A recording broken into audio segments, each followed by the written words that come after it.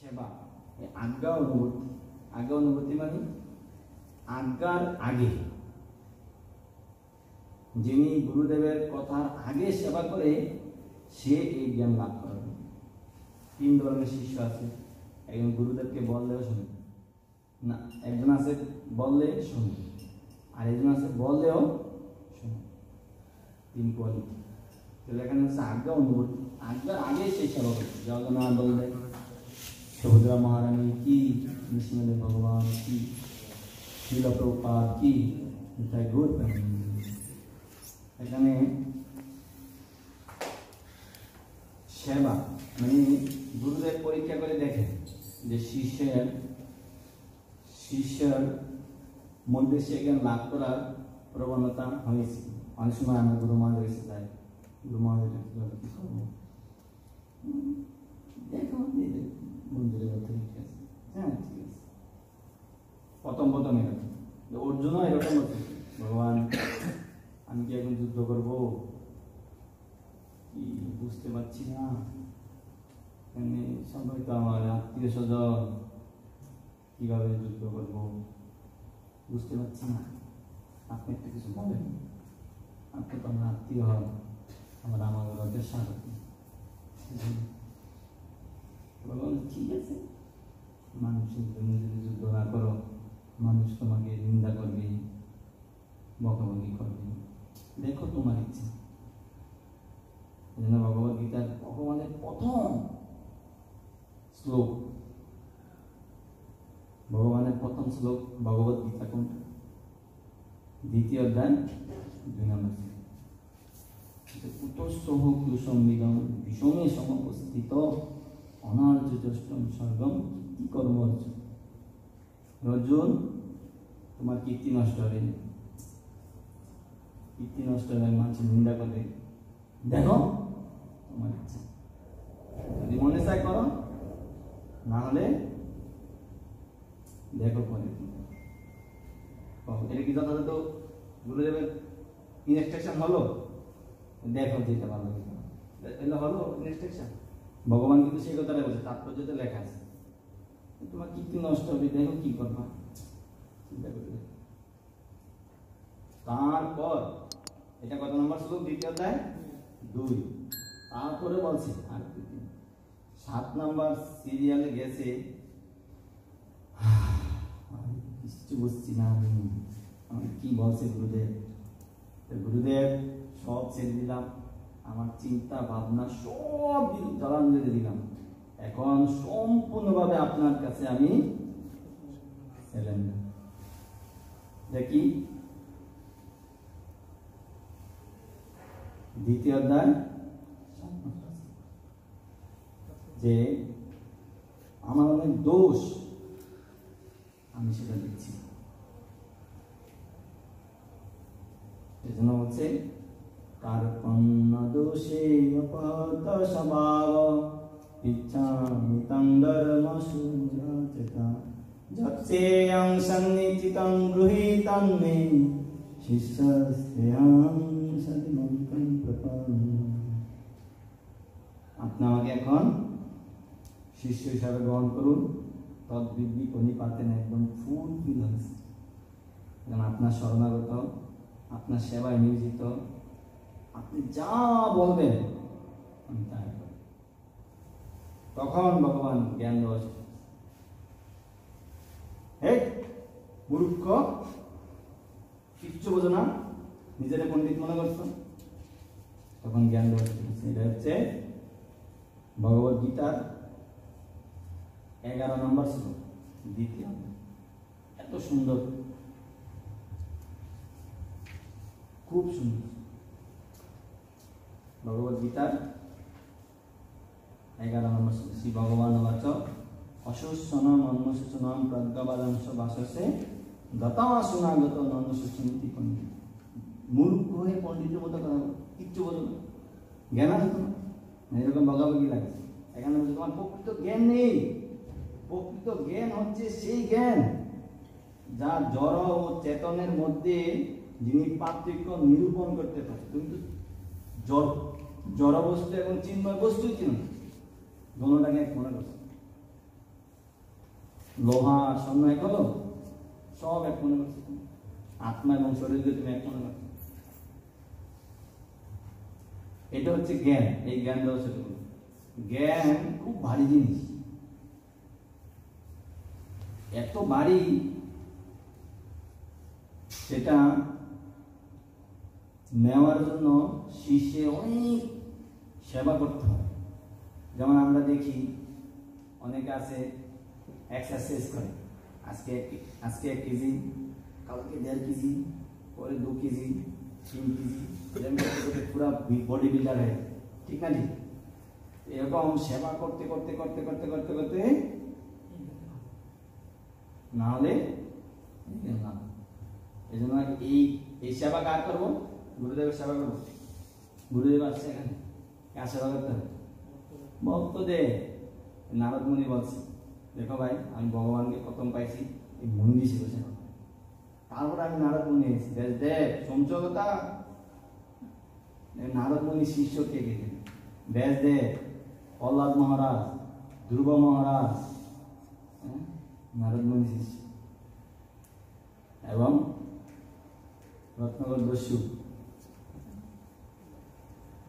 নারদ মুনি শিষ্য কিভাবে হয়েছে? ভক্তদের সেবা, তখন গুরুদেব সন্তুষ্ট, ঠিক না? এরকম আছে উৎপাত শিষ্য, গুরুদেব আমার কি পাবেন, মানে বছরে আসবে গুরুদেব আর সামনে, ঠিক না? ভক্তি সিদ্ধান্ত সরস্বতী ঠাকুর বলছে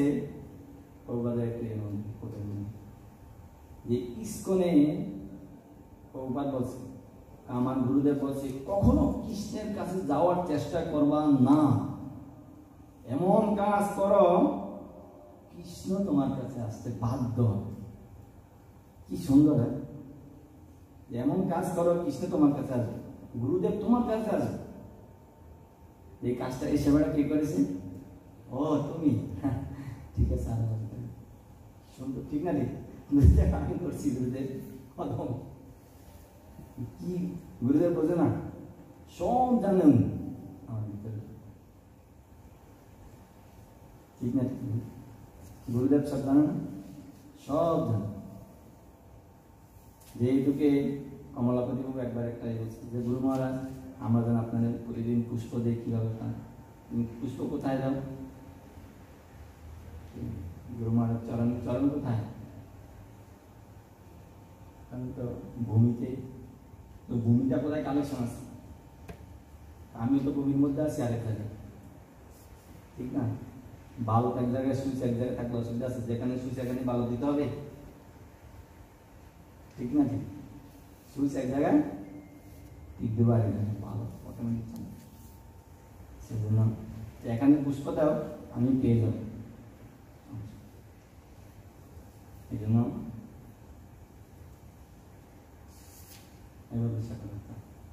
তারপর যে প্রহ্লাদ মহারাজ, ভগবান নারদ মুনি, ভগবান নৃসিংহদেব যখন প্রহ্লাদ মহারাজকে বলছে যে, প্রহ্লাদ মহারাজ, তুমি এখন আমার দামে চলে আসো, তুমি তোমার কাছে, তোমাকে আমি কোথায় বসাইছি দেখেছ?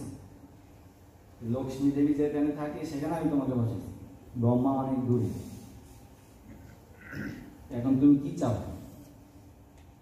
ভগবান, আপনি আমায় কৃপা করুন, আপনার সেবক নারদ মুনির সেবা যেন আমি করতে পারি, সে আশীর্বাদ কি প্রার্থনা?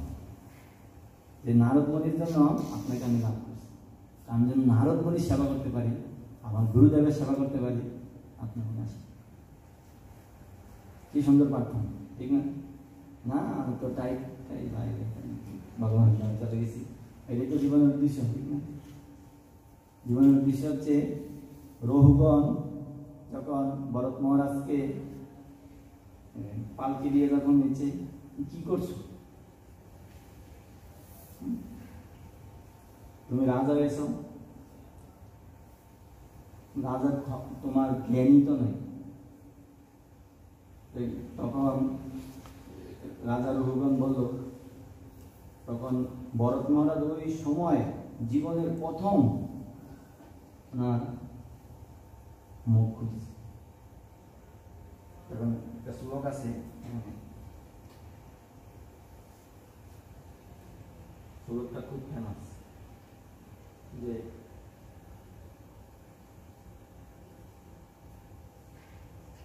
হে মহারাজ রঘুগণ, মহাভাগবতের চরণ রেণু দ্বারা অভিষিক্ত না হলে কখনোই পরম তত্ত্ব হৃদয়ঙ্গম করা যায় না। ব্রহ্মচর্য পালনের দ্বারা গৃহস্থ জীবনের বিধিনিষেধ কঠোর এবং নিষ্ঠা সহকারে পালন করা এবং বানপ্রস্থ আশ্রম গৃহত্যাগ করা এবং সন্ন্যাস অবলম্বন করা এবং শীতের প্রচণ্ড শীতে তুমি জলে মগ্ন হয়ে এবং গ্রীষ্মকালে অগ্নিতে প্রবিষ্ট হয়ে কিংবা সূর্য কিরণের সামনে যদি তপস্যা করো, তার দ্বারা তুমি এই জ্ঞান লাভ করতে পারবে না। এই পরম সত্যকে হৃদয়ঙ্গম করার জন্য শুধুমাত্র মহাভাগবতমের চরণে রেণু তোমার মাথায় লাগে। ভক্তের সেবা কত সুন্দর উপদেশ, ঠিক না? যে মহাভাগবতের সেবা যদি আমরা করি এবং ভক্তদের সেবা করি, এই যে আমরা এত জুম ক্লাস করছি, আমার মানে এখন রুচি আছে। কেন? সব জায়গায় জুম ক্লাস এখন রুচি হচ্ছে না কেন? শ্রবণ তো করছি, শ্রবণের সাথে সাথে নিত্যম ভাগবতম সে ভগবত ভক্তের একটা হচ্ছে গ্রন্থ ভাগবত, একটা হচ্ছে ব্যক্তি ভাগবত। ওখানে লেখা আছে না, শ্লোকটা ধরা করছে যে ব্যক্তি ভাগবতমের সেবা করার মাধ্যমেই এই গ্রন্থ ভাগবতম তোমার ভিতরে প্রবেশ করবে। কিন্তু আমাদের এক লাইনে, রেল লাইন কি এক লাইনে চলবে? ক লাইন লাগবে? 2টা লাইন। এই জন্য বাংলা একটা গান আছে, জীবন নামে গাড়িটা কিভাবে এক লাইন স্টেশন পাবে? সাইডে তো বইটা শুধু শুনতে আছে কিন্তু সেবা করছি না। এখন আজকে সুযোগ করে দিয়েছে মন্দিরের কর্তৃপক্ষ, মন্দিরে এসে সেবা করে, ঠিক না? তখন আমাদের এই ক্লাস এগুলা আমাদের হৃদয়ের কর্ণকুহরে প্রবেশ করে। না হলে শুনবো, এই যে আমি এই যে 1 বছর ধরে শুনছি, আমার এটা একটা বেনিফিট হচ্ছে।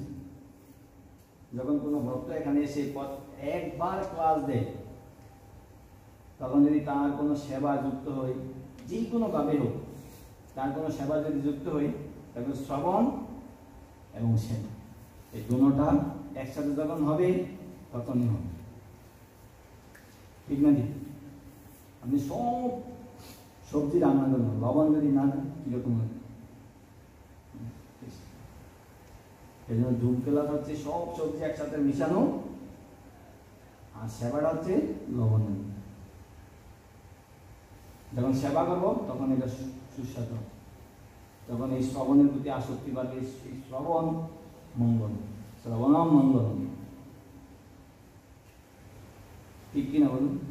এটা আমার উপলব্ধি বলছি। আপনারা হয়তো যে কোনোভাবে সেবা করতে পারছেন, কিন্তু আমি ভক্তদের সেবা করতে পারছি না, এই জন্য আমার এরকম হৃদয়ঙ্গম হচ্ছে না। কত মহারাজ বহুপাত সবার লেকচার শুনছি, কাজ তো হচ্ছে। আজকে লেকচার দিব মহারাজ, ও ঠিক আছে, কি শিখতে পারে মনে করবেন, ঠিক কিনা? ঠিক বলুন। যদি দুটোটা একসাথে করতে চাই, সেবা এবং শ্রবণ দুটোটা একসাথে, সেই জন্য এই শ্লোকের তাৎপর্য হচ্ছে তদ্বিদ্রি পনিপাতে কৃষ্ণ সেবা প্রদর্শন। এই জ্ঞান এত পাওয়ারফুল, সব কিছু দগ্ধ করে দিল। মানে আমাদের যত খারাপ কিছু আছে সব পুরো ছাই করে দিল। নরোত্তম দাস ঠাকুর বলছে আমাদের কি কি আছে? কাম, ক্রোধ, লোভ, মদ, এগুলো আগুন, এগুলোর মধ্যে যে পরে ছাই হয়ে যাবে, ঠিক না ঠিক বলুন? এগুলোর মধ্যে যে পড়বে ছাই হয়ে যাবে, কোনো কিছু থাকবে না, ঠিক না ঠিক বলুন? ওদের মধ্যে পড়ে, যদি কেউ ওদের মধ্যে পড়ে, কেউ রাগে কারো মাথা বাঁধিয়ে তার অবস্থাটা কি হবে? এরকম ব্যারিকেডের মধ্যে চলে যাবে, ঠিক না? বাদুড়াটা আছে এখানে, হ্যাঁ কি না? রোদের পরিণাম কি? 14 শীতের ভিতরে ঢুকে মানে একদম ছাই করে দেবে। যতক্ষণ পর্যন্ত আমার জ্ঞান না আসবে ততক্ষণ আমি বুঝি। মানুষ বোধ করে কেন? ওই জিনিসটা আমার না, ওটা চাই, ঠিক না ঠিক? ওটা পাই নাই তখন আমি বোধ হয়। কিন্তু এখানে বলছে সেসব কথা বুঝিতে পারিনি, মোহর হবে না তো জিতিলে। যখন আমার ভিতরে জ্ঞানটা ঢুকবে তখনই তো বুঝবো আমার এটা আমার না। তখন আর রাগ হবে, ক্রোধ হবে। জ্ঞান এত ইম্পর্টেন্ট, আর সেই জ্ঞান এই পৃথিবীতে সবচেয়ে দামি জিনিস হচ্ছে জ্ঞান। জ্ঞান যিনি দান করে তিনি হচ্ছে আসল দাতা। এই জন্য গোপীরা 5000 বছর আগে বলছে বুড়িরা বুড়ি যান, প্রভুপাদ এই জ্ঞান দান করবে, উনি হচ্ছে সবচেয়ে বড় দাতা এই পৃথিবীর। এই জন্য প্রভুপাদকে সবাই পূজা এত ভালোবাসে, ঠিক না ঠিক বলুন?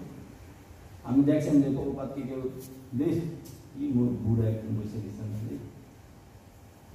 এটা আমার দাদু অনুপাত এরকম বলে কেউ? সবাই সে ইসকনের ভক্তরা তো আমার মনে হয় সবচেয়ে বেশি ভালোবাসে প্রভুপাদ, ঠিক না ঠিক বলুন? প্রভুপাদের কথা শুনলে যেন মাথা গরম হয়ে যায়, ঠিক না ঠিক বলুন? কখন প্রভুপাদের সেবা করবো, প্রভুপাদের ই করবো, ঠিক না ঠিক বলুন? আজকে সকালে প্রভু সুদর্শন বাবু জগন্নাথের মালা পড়াচ্ছে, আমি পিছনে দাঁড়ায় দিয়েছি, আমি প্রভুপাদের সেবা যদি করতে পারতাম। আমি প্রভুরে বলছি না, মনে মনে বলতেছি। তো মালা যখন পরানো হয়েছে আমি পিছন থেকে ইটা দিচ্ছি, প্রভু মালা পড়াচ্ছে। মালা যখন পরানো হয়েছে তো প্রভু আমাকে বলছে যান প্রভু করে মালাটা পড়াই দিয়ে কৃষ্ণ। তেমন জগন্নাথের সেবা করে আমার তৃপ্তি লাগছে, মানে এটা আমার কথা বললাম আর প্রভুপাদের সেবা করলে আমার খুব ভালো, খুবই ভালো। জগন্নাথ তো আগে ছিল, আরো 5000 বছর আগে, ঠিক না ঠিক? কৃষ্ণ তো আরো 5000 বছর আগে ছিল, রাম আরো 14,000 কত মানে কত বছর, কোটি কোটি বছর আগে ছিল, ঠিক না? এত এত ভালোবাসতে পারতাম, ভালোবাসা শিখাইছি কি?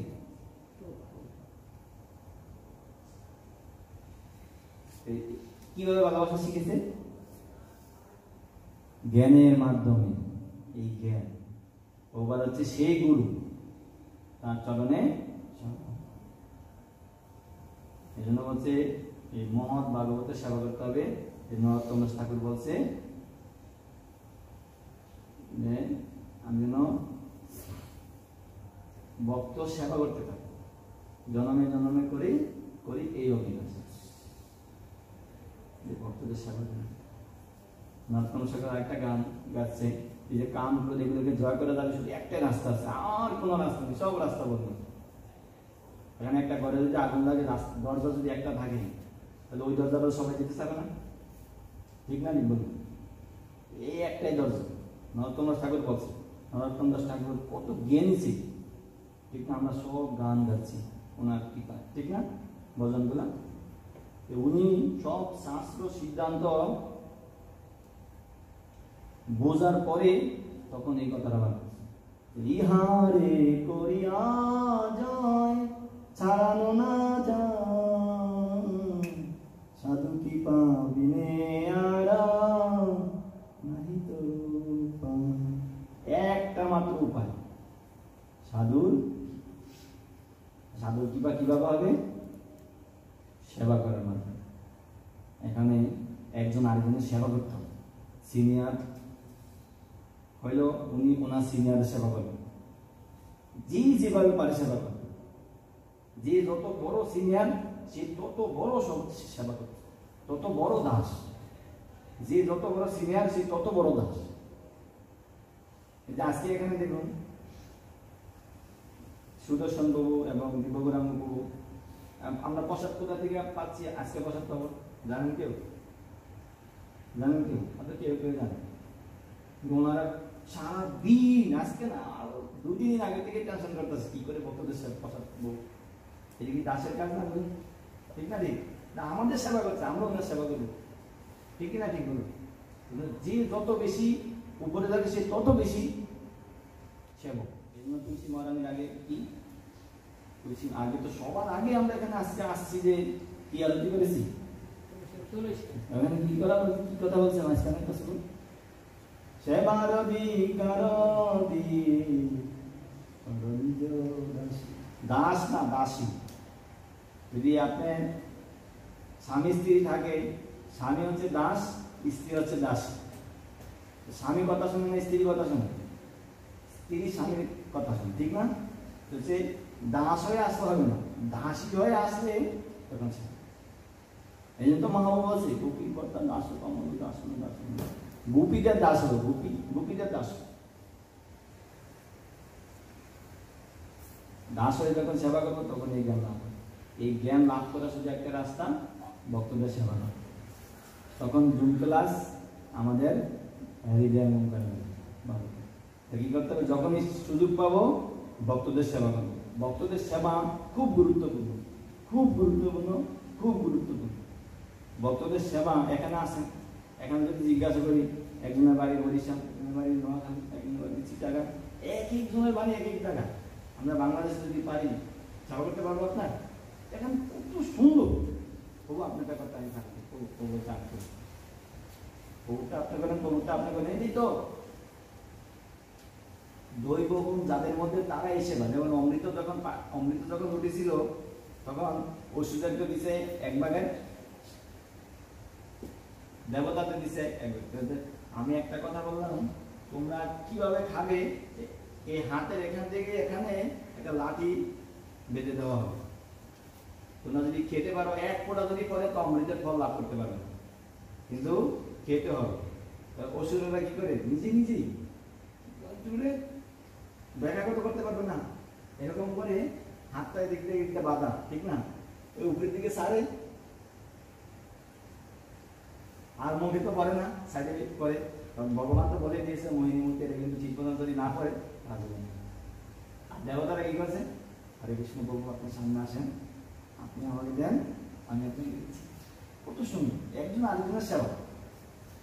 তখন আমাদের এই অমৃত ঠিক মতন কাজে লাগে। এই তো নাম কৃষ্ণ বাবা অমৃত, ঠিক না ঠিক বলুন? এই সংস্থার নাম ভগবত কেন অন্য কিছু দিল না? এই সংস্থার নাম দিছে কৃষ্ণ, যে অমৃতটা দিবে এটা একজন আরেকজনের সাথে মিলেমিশে কিন্তু দিতে হবে। ভগবত বলছে দেখো ভাই, আমি যে অমৃতটা দিলাম, আমি 10,000 বছর পর্যন্ত দেখবো তোমরা এই অমৃতটা কিভাবে খাচ্ছ। ভগবানের কি ইচ্ছা? আমি দেখবো এই আমার অমৃত তোমরা কি নষ্ট করছো অসুরের মতো, না মিলেমিশে খাচ্ছ। যদি একজন আরেকজনকে হেল্প করো তাহলে বলছো না আমাকে ভালোবাসো, ঠিক না ঠিক? ভগবান খুব গুড ইনস্ট্রাকশন, ভালো উপদেশ, যে আমাকে তোমরা কতটুকু ভালোবাসো দেখবো তোমরা একজন আরেকজনের কতটুকু ভালোবাসো এবং সেবা করো একজন আরেকজন, তখন অমৃত ঢুকবে দিতে। আর যদি নিজে করতে চাও বীজ দিবে। রহমান কেতু আর রাহু খেয়েছে, আরে অসুর হয়ে যদি অমৃত খায় তাও তার কষ্ট ভোগ করতে, ঠিক না ঠিক? ও তো মরে যেত তাও ভালো। এখন বেঁচে কদিন পরে পরে সব মানুষকে কষ্ট দেয়, আজকে রান্না খেতে পারবে না কেন? আর ওই রাহু কিন্তু আবার সবাই মরে যেত তাও ভালো হইতো, বাচ্চা জায়গায় সবাই কষ্ট দিচ্ছে। এই জন্য ভগবানের ভক্ত না হয় অমৃত খাওয়া। এই জন্য আমাদের খুব সুন্দর এখানে আমরা অমৃত পাচ্ছি না, বলুন? ওগুলা প্রসাদের ব্যবস্থা করছে, কীর্তন করলাম, থেকে কত সুন্দর কীর্তন, চোখে তার জল আসার মতো, ঠিক না ঠিক বলুন? এটা অমৃত না? ঠিক আছে, ও 5 মিনিট টাইম দিচ্ছে, বেশি হচ্ছে, কথা বলে তো শেষ নাই। ঠিক আছে, ভগবানের কথা পুরা গীতা আমাদের 700 শ্লোক, একটা মাত্র বলা হয়, ঠিক না? এমনি বলে চোখটা গোস্বামী পড়ে কি মানে জলের জন্য তুমি এই চিংড়ি গলার মধ্যে তুমি এই সাতটা যেমন জল খেয়ে যাও না গুরুদেব, আপনি যে আমাকে অমৃত পান করাচ্ছেন সে জল তো তুচ্ছ, আপনি বলুন আমাকে 7 দিন কেন, 7 জনম আমি আপনার এখানে বসে থাকি। কিন্তু ওই ব্রাহ্মণের কথা রাখার জন্য 7 দিন পরে এই সর্প এসে প্রভুজি আসেন কি করেন, মানে যখন ভগবানের কথা শেষ হয় তখন ভগবান ভিতর থেকে অনুপ্রেরণা দেয়। মচ্চিত্তা মদগত প্রাণা বোধায়ন্ত পরস্পরম কথায়ন্ত সম্মান নিত্য তুষন্তি চরমন্তি, ভিতর থেকে অনুপ্রেরণা দেয়। আপনার ভিতরে ভগবান, আমার ভিতরে ভগবান, দোনো ভগবান যদি একসাথে কালেকশন হয়ে যায় তো অমৃত। জয় শ্রী প্রভুপাদ কি।